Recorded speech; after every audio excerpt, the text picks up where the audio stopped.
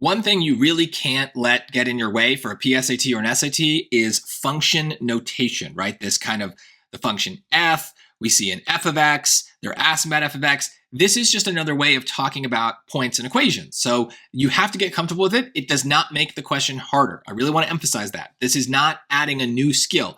In math class in school, you've probably learned how to substitute numbers into equations for variables.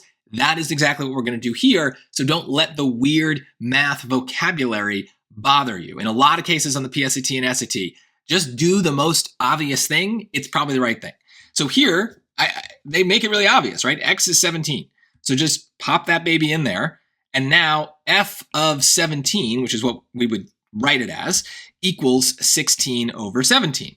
So what is the value of x when x is equal to 17?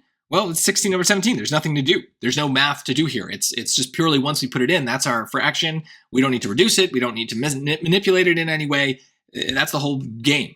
I do want to point out, though, that like this left side here is not f times 17. This is the one thing about function notation you have to get comfortable with, is that x value ends up kind of showing up on both sides of the equation.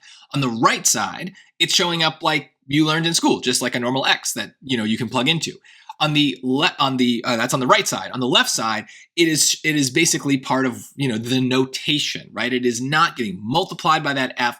Basically, what this is saying is if we have this equation 16 over x, we're going to name it the f equation, and the x is this input. So if we put 17 into f, then this is what we get out, right? So this f of 17 right here, f of 17, that is telling us if we input 17 for our x in the f equation, here's what's going to happen. So that's what they're asking, and that's a more complicated way of asking something very simple that you've done a lot of in school, but you got to get comfortable with that language. They're going to use it again and again and again, and it does not make questions harder.